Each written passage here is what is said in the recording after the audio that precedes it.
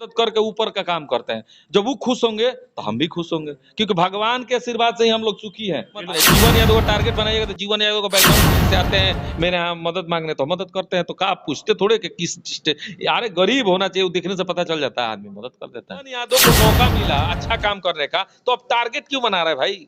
आप भी कीजिए ना, हम तो आपके पीछे नहीं ना पड़े हैं।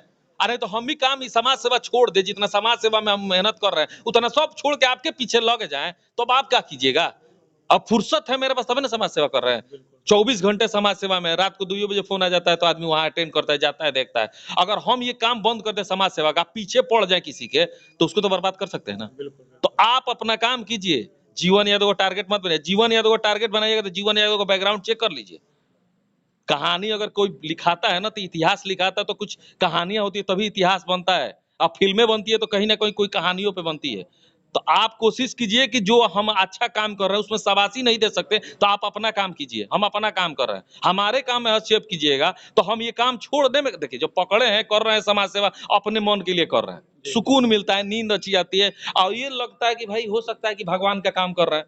जिसका भी हम मदद करते हैं उसका मदद नहीं करते हैं, हम उसका मदद करके ऊपर का काम करते हैं। जब वो खुश होंगे तो हम भी खुश होंगे, क्योंकि भगवान के आशीर्वाद से ही हम लोग सुखी हैं। आज अगर 20 दिन हम आईसीयू से जिंदा हैं, बच के आ गए, इतना बड़ा अटैक हम पे हुआ अंदरूनी, तो कहीं ना कहीं लोगों का, भगवान का आशीर्वाद है। तो फिर भी आपको डर नहीं लग रहा कि खुलेआम आप चैलेंज कर रहे हैं कि हाँ? अब क्यों डर लगेगा? जो 20 दिन पहले मर चुका था, हम तो मर के जिए हैं ना, तो बार बार थोड़े मरेंगे, बार बार थोड़े कोई मार सकता है हमको। अब उस समय सतर्क नहीं थे, अब सतर्क हो गए हैं। लेकिन अब सतर्क हो गए तो जान गए हैं कि भाई पहले लगता था समाज सेवी का कोई दुश्मन नहीं होता है। सच्चाई है कि समाज सेवी का कोई दुश्मन नहीं होता, हमें लगता था, लेकिन अब लगता है कि नहीं, दुश्मन तो दुश्मन होते हैं, वो समाज सेवी हो या डॉन हो या जो भी हो, नेता हो, सब दुश्मन हर आदमी के हैं। हमको लगता है एक जब रिक्शा वाले के दुश्मन हो सकते हैं तो एक समाज सेवी के काहे नहीं। तो इस हिसाब से अब हम भी सतर्क हो गए हैं। हमारे जो अपने लोग हैं वो हमको मना कर चुके हैं, किसी का पानी नहीं पीना है, कहीं खाना नहीं खाना है, कहीं खाना खाना है तो चेक करके खाना है भाई।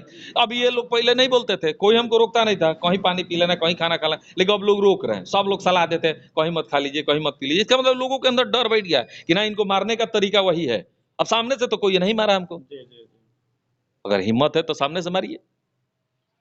देखिए, एक समाज सेवी को बार बार टारगेट करना कहीं से सही नहीं है, लेकिन हम आपसे निवेदन करेंगे कि सिवान जिला में एक लाइब्रेरी जरूर खोलिएगा। हम अगर सरकार से हम कहते हैं, अब हम अपने संस्था के द्वारा लाइब्रेरी खोलना चाहते हैं, कोई पहल करने वाला मिले तो।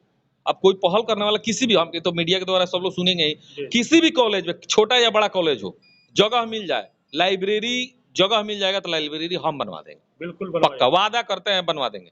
सिर्फ हमको जगह चाहिए। बहुत सारे जगह है कि भ्रूण हत्या दहेज के कारण होती है, उसको क्या कहिए? देखिए वो तो गलत होता है, उसमें हम लोग कोई नेता नहीं है, लेकिन समाज सेवी के तौर पर यही कहेंगे कि एक बच्चे की हत्या आप करते तो समझिए कि एक इंसान को मार रहे हैं, गलत है। उसको जन्म नहीं दे सकते हैं तो वो काम ही मत कीजिए जिससे किसी की हत्या करने पड़ी पेट में। तो आप जाहिर सी बात है, समझदार होंगे तो इशारा काफी है। आप पेट में किसी को मारिए या बाहर किसी को रोड पे चलते मारिए, बात एक ही है, हत्या हत्या होता है। तो आप इस हत्या से बचना चाहते हैं तो उसकी व्यवस्थाओं को बढ़ाइए कि कल हमको किसी की हत्या ना करना पड़े। दहेज लेना सही है?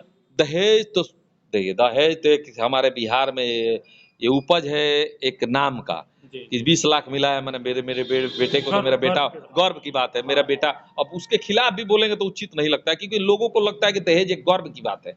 अब हमारा डॉक्टर बेटा है तो 50 लाख, इंजीनियर है तो 20 लाख, मास्टर है तो 10 लाख, आर्मी है तो 5 लाख, सीआरपीएफ है तो 7 लाख, सबका रेट फिक्स है। दूल्हा बिकाऊ है वाला रेट फिक्स है, तो सब लोग जानते हैं, आप भी जानते हैं, हम भी जानते हैं, सब। आपकी भी बहन की शादी होगी तो दहेज दे के होगी, मेरी बहन की शादी होगी तो दहेज दे के हुआ है। तो हम लोग जानते हैं कि दहेज देना लेना पाप है, लेकिन करते वही हैं। तो इस पे बोलने से कोई फायदा नहीं है। इसके लिए तो सरकार एक नया बदलाव लाए, इसमें एक पहल करे, एक नया टीम की गठन हो, जैसे टीएफ का गठन होता है, एसआईटी का बिहार में गठन हुआ अपराधियों को पकड़ने का, उसी तरह एक टीम का गठन हो और इस पे पहल हो। जैसे शराबबंदी के लिए एक पहल हुआ कि शराबबंदी में शराब बेचने वाले पकड़ा जाए, पीने वाले को पकड़ा, उसी तरह के दहेज लेने वाला और देने वाला दोनों को जेल भेजा जाए। जिस दिन ये कार्य होगा तब ना लोग जानेंगे कि भाई नहीं, इस कार्य को करने में हम जेल जा सकते हैं, तो लोग नहीं करेंगे। सामने से चोरी छुपे करेंगे तो उसी में कोई भेदिया होगा जो बताएगा ना, दहेज लिया गया है इस शादी में, उस शादी को बैन कर दिया जाए, दोनों पार्टी को जेल भेज दिया जाए, तब ना उस गांव के लोग डरेंगे कि ना भाई दहेज नहीं लेना चाहिए, नहीं देना चाहिए। हमारे बोलने से थोड़े कुछ होता है, इस पे सरकार को पहल करना पड़ेगा। हाँ, अगर हमारा कोई भाई का शादी होता, दहेज सामने वाला कोई नहीं दे पाता, अगर हमसे आके कोई कहता कि दहेज लेना हमारा पाप है, तो हम जरूर कहते अपने भाई की शादी में कि नहीं लेना है दहेज। और ऐसे भी हम अपने 5 भाई हो, सबकी शादी हुई है, दहेज के लिए कोई दबाव नहीं बना है और लिया भी नहीं गया है। मेरे पिताजी शुरू से ही दहेज के खिलाफ है, लेकिन बहन की शादी में कहीं ना कहीं थोड़ा बहुत कहा नहीं जाएगा कि दहेज दिया गया, लेकिन अपने स्तर से जो इच्छा हो, जी जी, वो तो है दान जो तो शिक्षित फैमिली है जी। वहाँ दान दहेज कम है। लेकिन अब इतना विवाद के बाद भी अगर कोई व्यक्ति अगर आपसे मदद के लिए आता है तो मदद कीजिए। हम मदद के लिए ही तो ऑफिस में बैठे हैं। अभी कुछ देर पहले एक अंदर से फोन आया कि भाई उनका भाई पीएमसीएच में भर्ती हैं, अब ब्लड नहीं है, पैसा नहीं है, तो हम दोनों के लिए बात किए। हम बोले कि कार्यालय पहुंचते तो अभी बात करेंगे, आप चले जाइएगा तो उस पर बात करेंगे। तो बताइए अंदर के हैं, पीएमसीएच में भर्ती हैं, लेकिन हमको फोन कर रहे हैं। विश्वास है कि मदद करेंगे, किए हैं तभी तो लोग कर रहे हैं, मदद किए तभी तो लोग आ रहे हैं। अब सुबह सुबह 2 महिलाएं आई थी, हम चल जा रहे थे, कोई मामला था मेरा, तो बोल के गई है तो फोन किया हॉस्पिटल, कोई प्रतिभारा हॉस्पिटल वहाँ भर्ती है लोग इस सिवान टाउन में, तो अब वहाँ फिर वो किसी को भेजेंगे। तो इस तरह से लोग मदद के लिए हमको फोन करते हैं, मदद करते हैं तभी तो लोग फोन करें, और नहीं करेंगे तो कोई काहे मदद। अब शादी के आज कोई लेके देके गया है, यहाँ पे बहुत सारे डिटेल्स होंगे, देखेंगे शादी का हमारा 10,000 से ऊपर गया है। अभी तक हम 2013 से ये स्कीम चालू की है, 5100 रुपया लड़कियों वाला, तो 10,000 से ऊपर लड़कियों की शादी में दिए हैं, 13 से लेकर अभी तक 9 साल हो गया। तो जिस तरह से कार्ड आता है, गरीबी हम चेक करते से कभी शादी से याद आया, चांप में एक लड़की की शादी एक कल ही है शायद, हमको फोन आया था, उस समय मैरवा में थे, तो आज हम खुद स्वयं अभी जाएंगे 1 घंटे बाद उसकी मदद करने, क्योंकि हम हैं तो हम स्वयं जाते हैं, नहीं रहते हैं तो हमारे भाई सब जाते हैं। अच्छा, अब हम लोग तो चंपारण से आए, चंपारण के लिए क्या कहिएगा लास्ट?